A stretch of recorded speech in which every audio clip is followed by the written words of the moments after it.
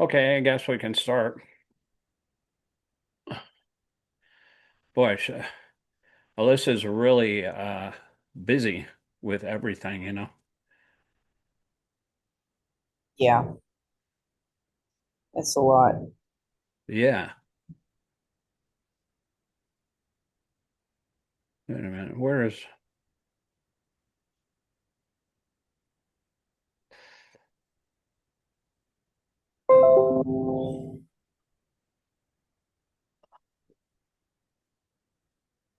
Hemang's on the bus. Can you see what screen are you looking at now? It's like a video. Oh, It's okay. like Let me just log out and what software is that? It's video editing. that's see I use see whenever I record an audiobook like that I Mhm. like, and it's got like Tom Hartman is what I do every day, 5 days a week. But because he always has really powerful presentation on a current event that is like really uh, poignant, and his wife, him and her together are like a dynamic duo that is reincarnated from the 60s. They're just like totally into their presentation. He writes an article, and his wife Louise writes and produces a song, a daily song and the daily take from his Substack. And he writes an article every day. And so I read the article in my own, try to, think of Krishna while I'm reading it. So maybe it'll have some spiritual potency, hopefully. And then I put the two together, and I put the song on the beginning and the narration at the end, and it's all like an illustrative slideshow video so that I can, share it with people. You've seen them before on the Mhm. on the uh, Yeah. Coexist Kirtan page. But let's see here. Here we go. We're on just the ninth. We're on the no, what do you call it? The introduction, and this is just the last part of the last paragraph of the introduction, and then it goes into chapter one. So I'll just read this, I guess. As long as one identifies himself as belonging to a certain family, a certain society, or a certain person, he is said to be covered with designations. When one is fully aware that he does not belong to any family, society, or country, but is eternally related to Krishna, then he realizes that his energy should be employed not in the interests of so-called family, society, or country, but in the interests of Krishna. This is the purity of purpose and the platform of pure devotional service in Krishna consciousness. You know, everybody is like that in the material world. We're all caught up in our family and society and country and our is immediate situation, our family members or whatever, and we think we can protect our family members, but we really can't. But we're so worried about it, and that's just Prabhupada called it a skin disease. If it takes you away from Krishna consciousness, it's actually kind of a disease.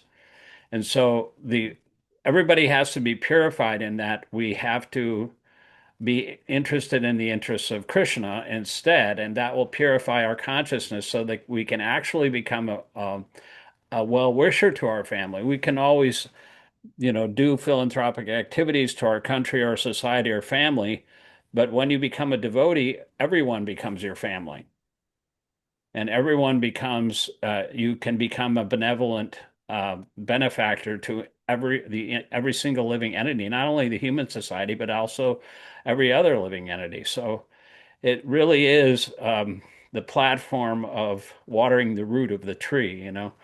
Um, Otherwise, if you try to like take care of each person individually, it'll never work, and the plant or the tree will die. So we have to water the root of existence, and that way we can nourish everybody in our immediate, um, whoever we meet. So this is chapter one. Go ahead and read the first two paragraphs. In the Srimad Bhagavatam, third canto, 29th chapter, verses 12 and 13, Śrīla Kapila Deva, while instructing his mother, has given the following characteristics of pure devotional service. My dear mother, those who are my pure devotees and who have no desire for material benefit or philosophical speculation have their minds so much engaged in my service that they are never interested in asking me for anything except to be engaged in that service. They do not even beg to live in my abode with me. There are five kinds of liberation, namely to become one with the Lord, to live with the Supreme Lord on the same planet, to have the same features as the Lord, to enjoy the same opulences as the Lord, and to live as a companion of the Lord. A devotee, what to speak of rejecting material sense gratification, does not even want any of the five kinds of liberation. He is satisfied simply by discharging loving service to the Lord that is characteristic of pure devotion. Okay, I'll read this part. I can In the read Prabhuji. Oh, we can read. Okay, good. My mom is just talking to somebody else. Okay. Okay. Um, in the above statement by Kapila Deva from Srimad Bhagavatam, the actual position of a pure devotee is described, and the primary characteristics of devotional service are also defined. Further characteristics of devotional service are described by Rūpa Gosvāmī with evidences from different scriptures. He states that there are 6 characteristics of pure devotional service, which are as follows. 1, pure devotional service brings immediate relief from all kinds of material distress. 2, pure devotional service is the beginning of all auspiciousness. 3, devotional service automatically puts one in transcendental pleasure. 4, pure devotional service is rarely achieved. 5, those in pure devotional service deride even the conception of liberation. 6, pure devotional. Oh, can you scroll down? Pure devotional service is the only means to attract Krishna. Krishna is all attractive, but pure devotional service attracts even him. This means that pure devotional service is even transcendentally stronger than Krishna himself because it's Krishna's internal potency. Haribol. Yeah. That these 6 points, it kind of reminds me of an advertisement. We're supposed to be like promoting Krishna consciousness, and the devotees of Lord Chaitanya are very expert in figuring out the ways and means how to attract the dull minds of the materialists. And in any kind of advertisement, you have a problem, right? And then, how do you spell relief? Okay, here's number one. RELEAF. Relief is spelled KRISNA. The problem is the material distress. And also people want pleasure. So number three is automatically puts you in transcendental pleasure. So, I mean, those are two uh, aspects of advertising that people want. And then if you can hook them in with these different points, then you can sell them on Krishna consciousness. It's just actually kind of like a sales presentation, all these books, and they tell pastimes and stories that attract people's attention too. But anyway, I just thought like that because when I was reading those points, it solves our problems and it brings us relief and it brings us pleasure too. Relief from material distress. In the Bhagavad Gita, the Lord says that one should surrender unto him, giving up all other engagements. The Lord also gives his word that he will protect surrendered souls from the reactions of all sinful activities. Śrīla Gosvāmī says that the distresses from sinful activities are due both to the sins of themselves and to sins committed in our past lives. Generally, one commits sinful activities due to ignorance, but ignorance is no excuse for evading the reactions, sinful activities. Sinful activities are of two kinds, those that are mature and those that are not mature. The sinful activities for which we are suffering at the present moment are called mature. Many sinful activities stored within us, which we have not yet suffered, are considered immature. For example, a man may have committed criminal acts but have not yet been arrested for them. Now, as soon as he's detected, arrest is awaiting him. Similarly, for some of our sinful activities, we're awaiting distresses in the future, and for others, which are mature, we're suffering at the present moment. Okay, go ahead, Zoe. Okay. In this way, there's a chain of sinful activities, and they're concomitant distresses, and the conditioned soul is suffering life after life due to these sins. He's suffering the present life, the results of sinful activities from his past life, and he is meanwhile creating further sufferings for his future life. Mature sinful activities are exhibited if one is suffering from some chronic disease, if one is suffering from some legal implication, if one is born in a low and degraded family, or if one is uneducated or very ugly. There are many results of past sinful activities for which we're all suffering at the present moment, and we may be suffering in the future due to our present sinful activities. But all these reactions to sinful deeds can immediately be stopped if we take to Krishna consciousness. As evidence for this, Rūpa Gosvāmī quotes from Śrīmad Bhagavatam, 11th canto, 14th chapter, verse 19. This verse is in connection with Lord Krishna's instruction to Uddhava, where he says, "My dear Uddhava, a devotional service unto me is just like a blazing fire, which can burn to ashes, unlimited fuel supplied to it." The purport is that as the blazing fire can burn at any moment the fuel to ashes, so devotional service to Lord Krishna consciousness can burn up all the fuel of sinful activities. For example, in the Gita, Arjuna thought that fighting was a sinful activity, but Krishna engaged him on the battlefield under his order, and so the fighting became devotional service. Therefore, Arjuna was not subjected to any sinful reaction. Yeah, that's why Krishna says in the Bhagavad Gita, it says, just surrender to me. Uh, abandon all varieties of religion, just surrender to me.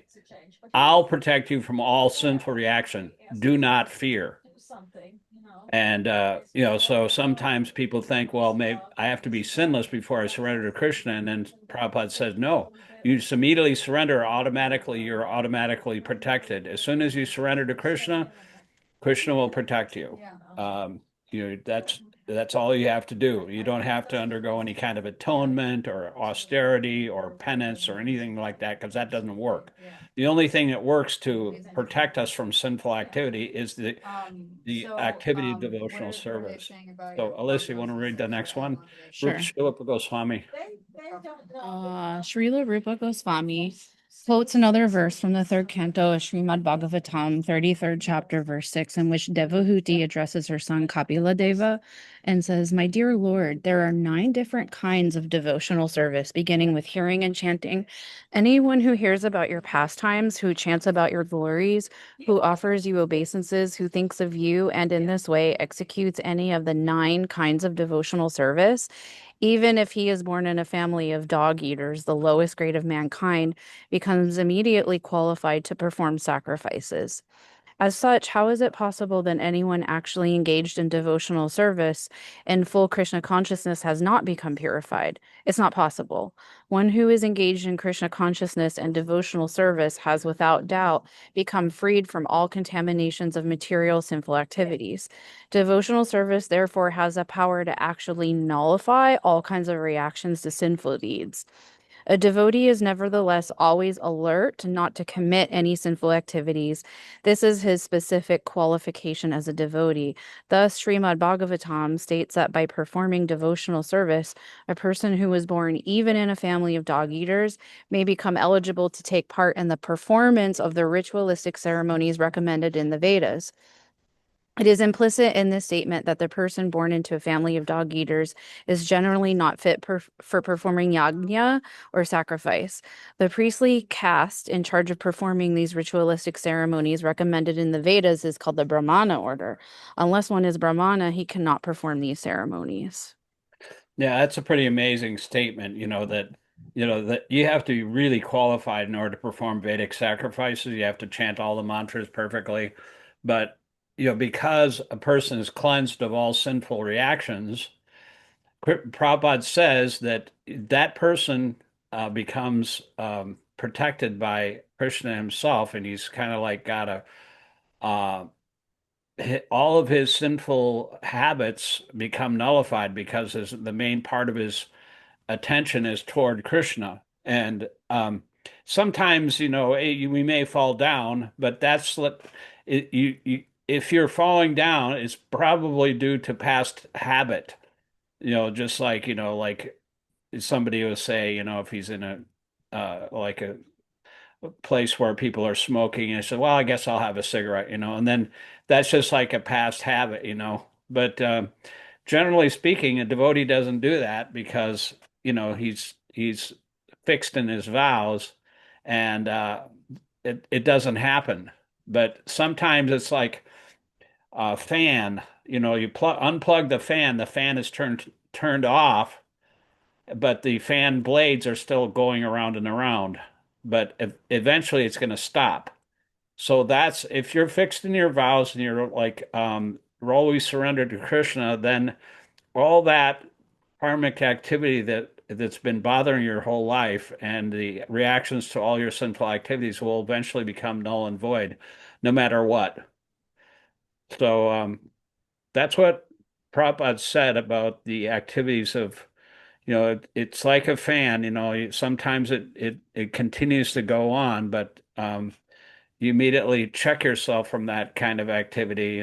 What's up with dog eaters? Because like, what's going on? Dog eaters, Yeah, well, I people didn't eat understand. dogs in Korea. They eat dogs and it's kind of like they're considered in the any kind of meat eater or animal eater is called pashukna, eating animal flesh. And you can't become a devotee if you eat animal flesh because it's abominable. It's not just abominable to Krishna. It's actually a sinful activity because you're creating cruelty for the sake of your own tongue.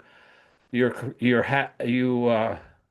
commit violence against other living entity unnecessarily when there's all kinds of other things you can eat.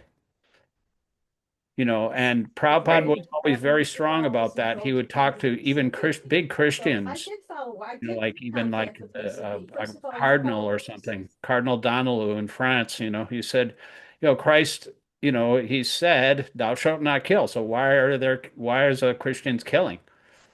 You can't become a devotee if you are engaged in uh, disobeying the commandments of the Ten Commandments. One of the Ten Commandments, thou shalt not kill.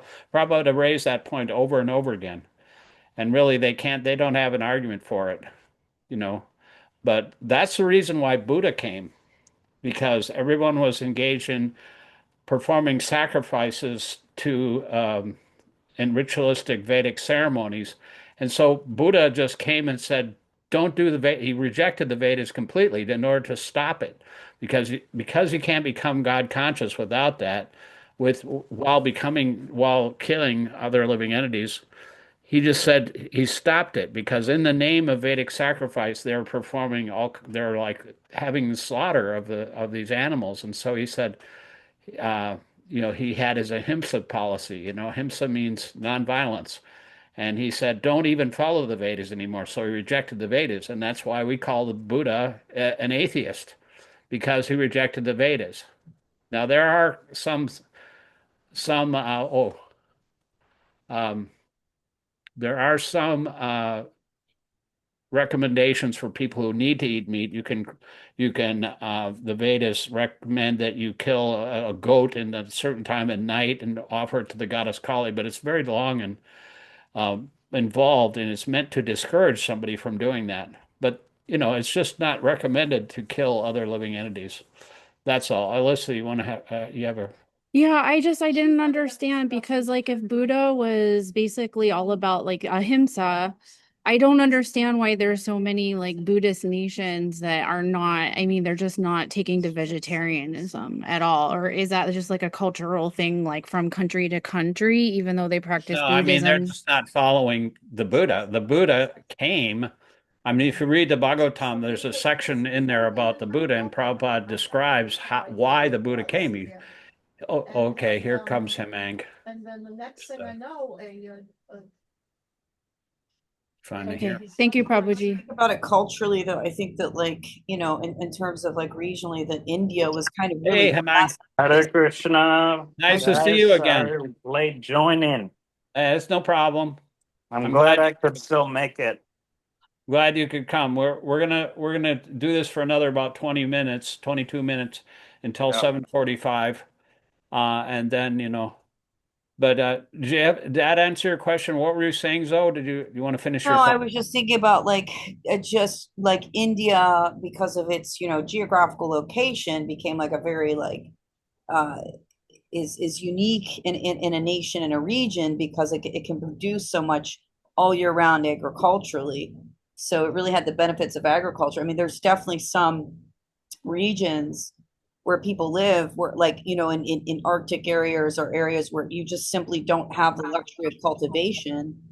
And, there's people have to depend on, what they can, fish or take from the Yeah, I land. mean, Prabhupada said that It's if terrible, there's but nothing else to eat, you can eat meat. Mhm.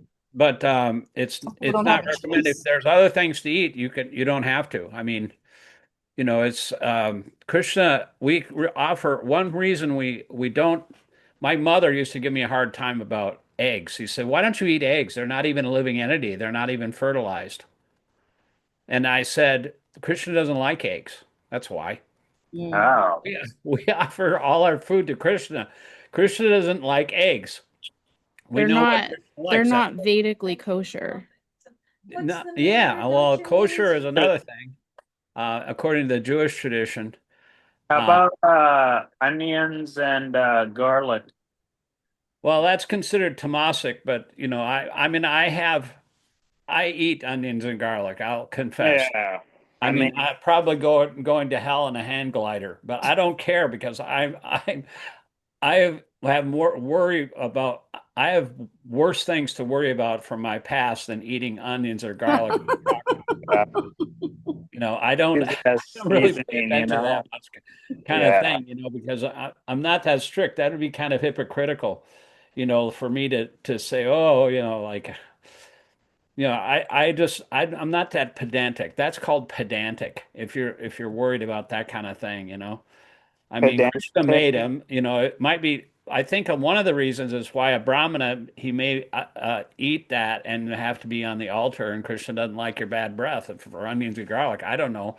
But I guess it's like, it's considered tamasic, but I don't really, I mean, don't follow my example. I mean, do whatever you feel like doing, but, Do whatever you I deserve to be killed desire. at least a couple of times, so I'm not going to worry about eating some salsa.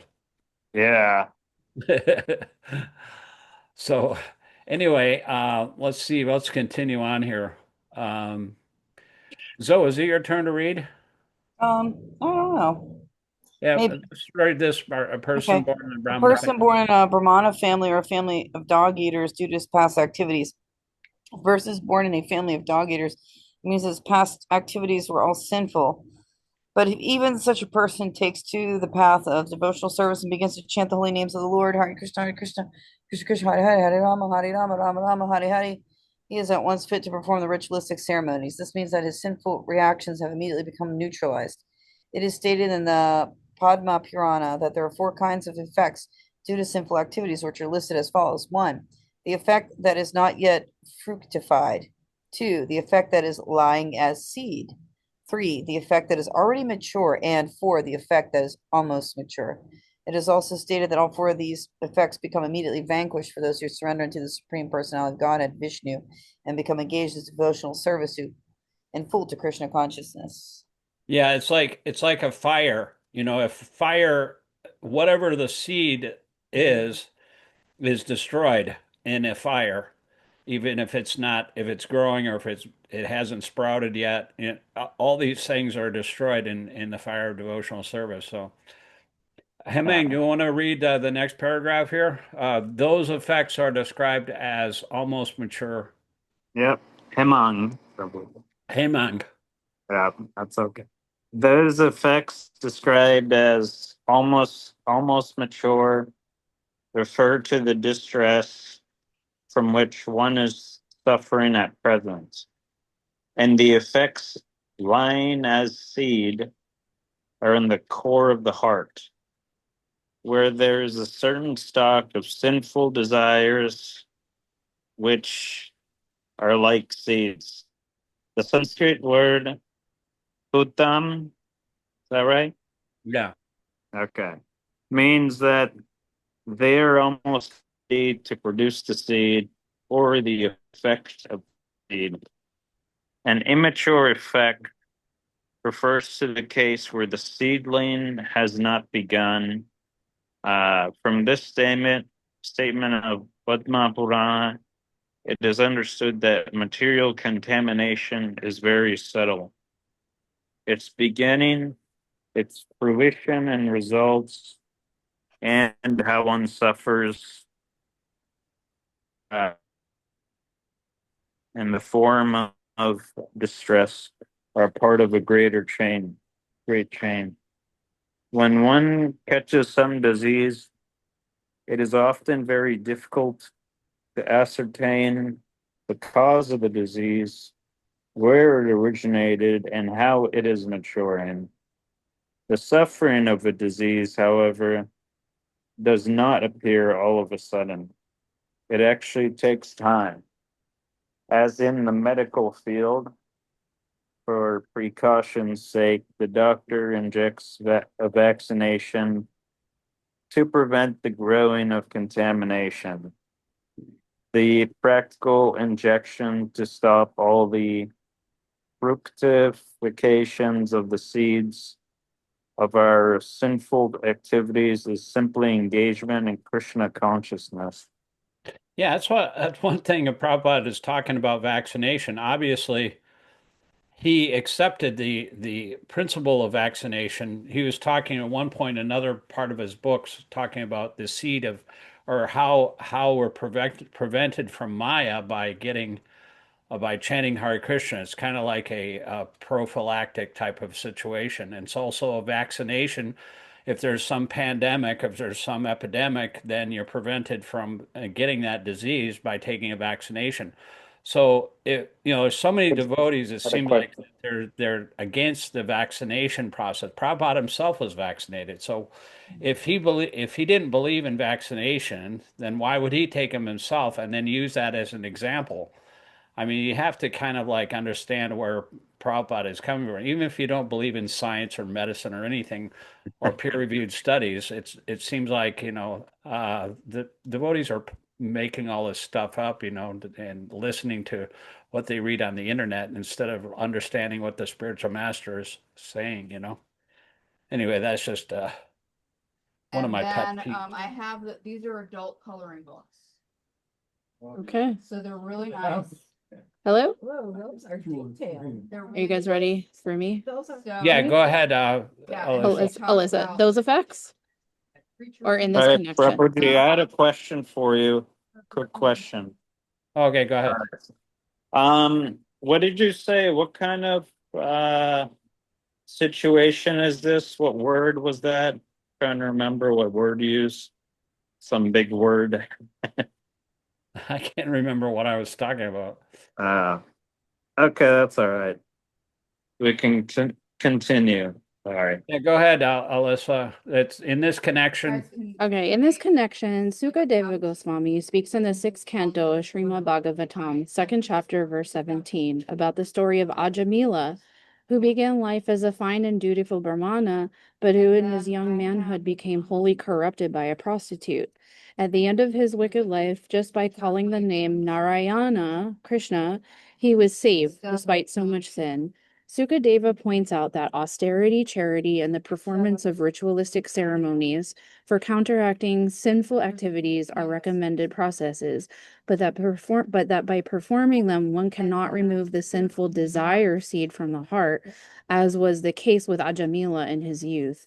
This sinful desire seed can be removed only by achieving Krishna consciousness, and this can be accomplished very easily by chanting the Maha Mantra or Hare Krishna mantra as recommended by Sri Chaitanya Mahaprabhu. In other words, unless one adopts the path of devotional service, he cannot be 100% clean from all the reactions of sinful activities. Yeah, there's another example of the elephant. Some, like sometimes we see that people will still commit sinful activities even though they know it's wrong, even though they've heard from authorities, and even though they know that they might be caught again and punished, they still commit the sinful activities. And so, by performing a penance, or what they call prayaschitta in Sanskrit, um, Shukadev Goswami was asked by Emperor Parikshit. He asked him, what is the use of this? It seems like when a criminal who is like a hardened criminal, he goes and sins again and again, even though he knows it's wrong. It's this lust which is driving him on to commit these sinful activities. And so, what's the use of having these atonements or penances. If it's like an elephant, he takes a bath in the river, and then when he goes on the shore again, on the banks of the river, he takes some dirt and throws it all over his body. That's what the elephants do.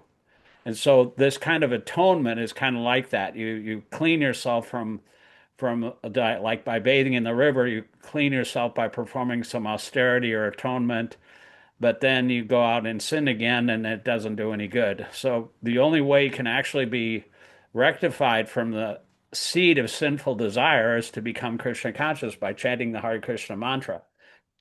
Krishna consciousness, or the chanting of the holy name in the first verse of the Shikshastika prayers, it says it cleanses the heart of all material enjoyment, from the heart. It cleanses the dirt from the heart, and it cleanses the mirror of the mind. So, in that way, when your heart is clear and your heart free from offenses, then you can actually it can melt your heart, and you're attracted to Krishna.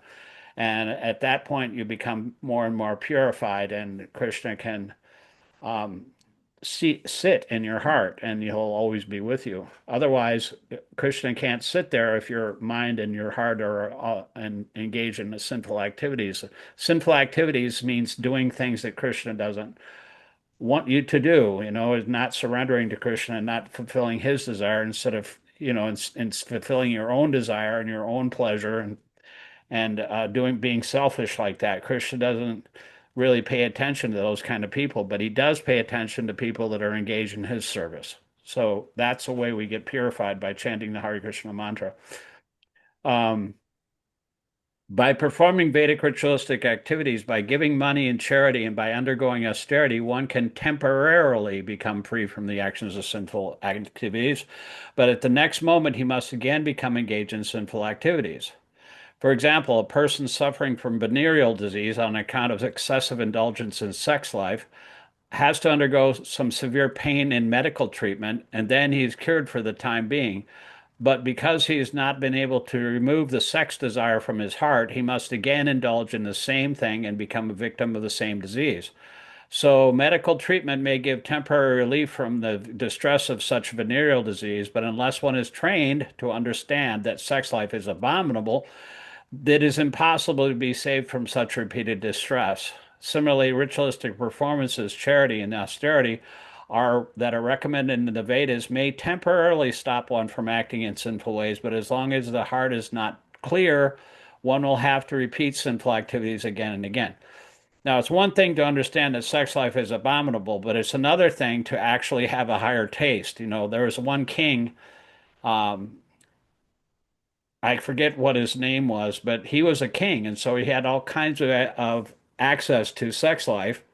But he became a devotee, and then, when he said at one point, because he was so attracted to Radha and Krishna in the pastimes of Krishna consciousness, he said that whenever I think of sex with a woman, I spit at the thought.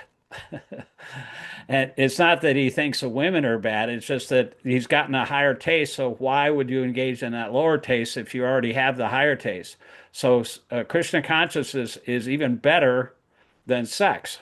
It's way it's like, sex life is the highest pleasure in the material world, but Krishna consciousness has the ability to um, supersede any kind of pleasure in the material world. What it doesn't matter what it is.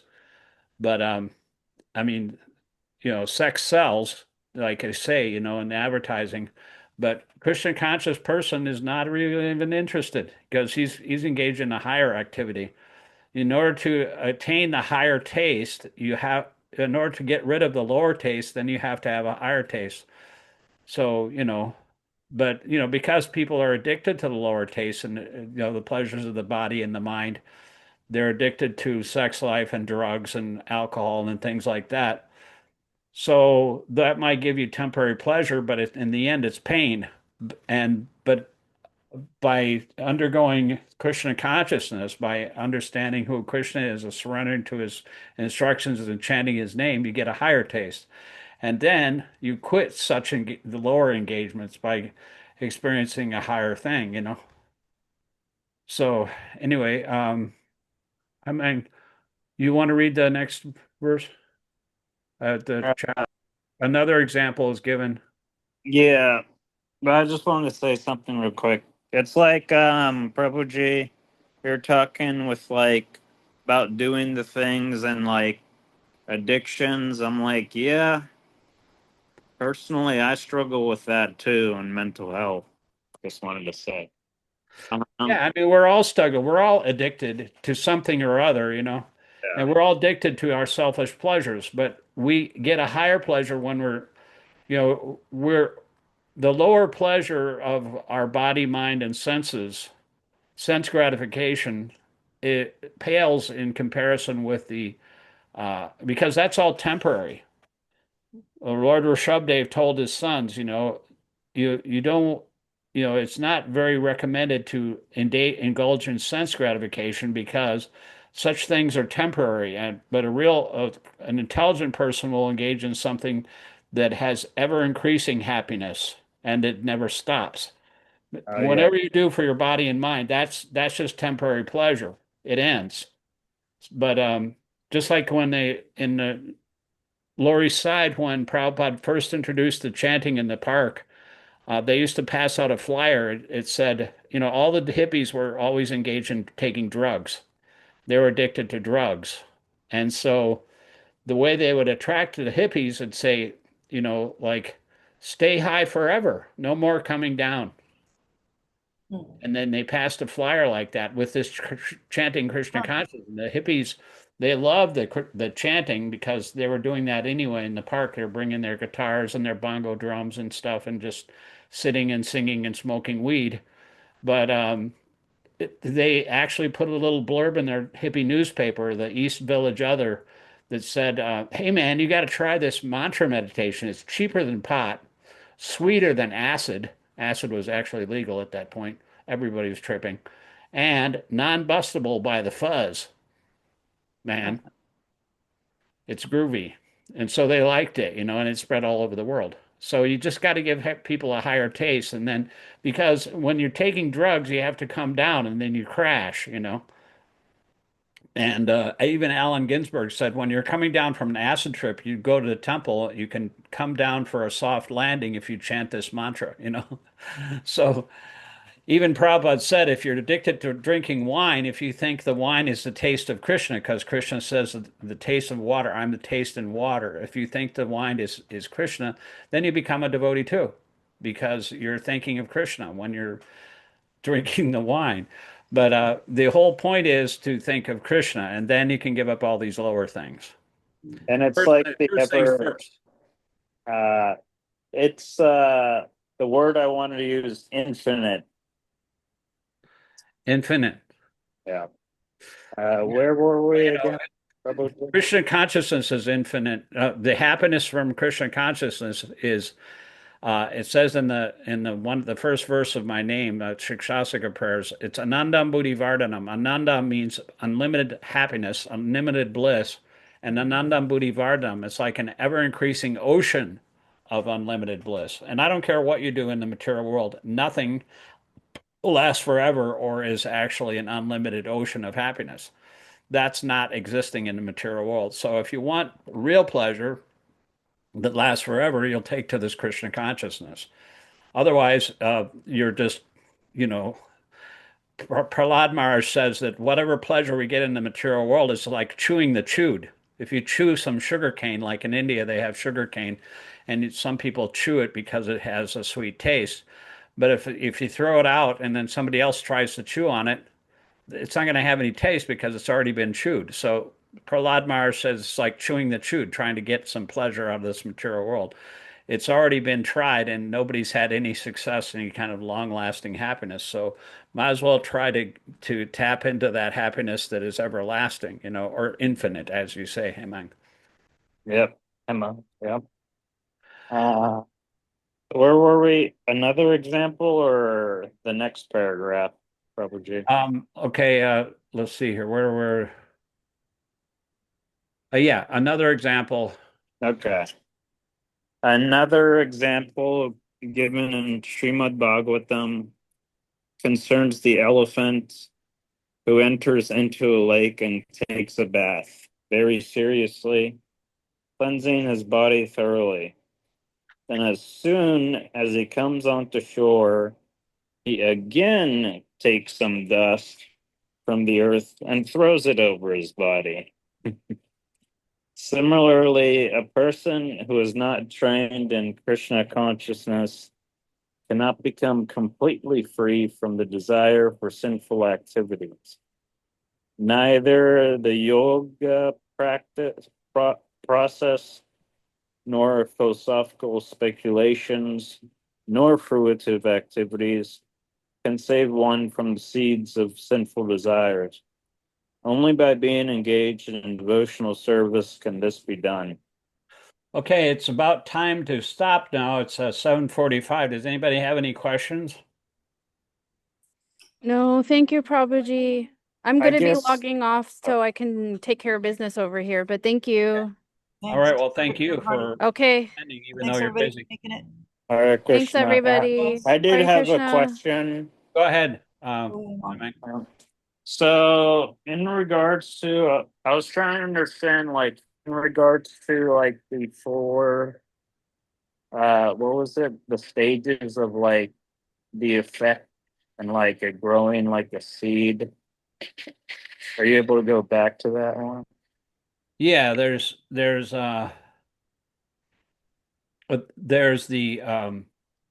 the effects that are lying at, there it is. The Yeah. effect that's not yet fructified. That's just like a seed that hasn't been sprouted yet, you know. There's four kinds of effects of sinful activities. Like, for example, you may commit a crime, but haven't been caught yet, right? And Mhm. you might think you get away with it. And you might get away with it by the law, but you're not going to get away with it from Krishna, because Krishna is in our hearts. He sees everything. So, whatever you do is always witnessed by different kinds of entities, including Yamaraj, who is omniscient. He's Yeah. he's Look, uh, Yamaraj is the superintendent of death, and Krishna, he knows what everybody is doing at all the time. There are living entities like that who are omniscient, and the people that wrote these Vedas, like Vyasadeva, he also could understand past, present, and future. So he understands from what you've done in the past that what's going to happen in the future. And so Yamaraj punishes a person like that according to his past activities so that he can be rectified.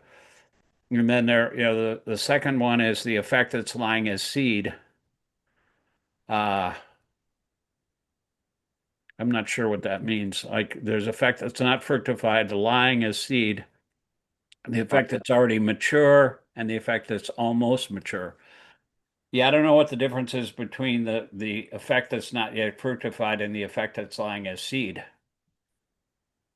Uh, I don't know. Maybe you haven't really uh, committed the sin yet on one of the points, but yeah, a there, little confusing, I guess. Yeah.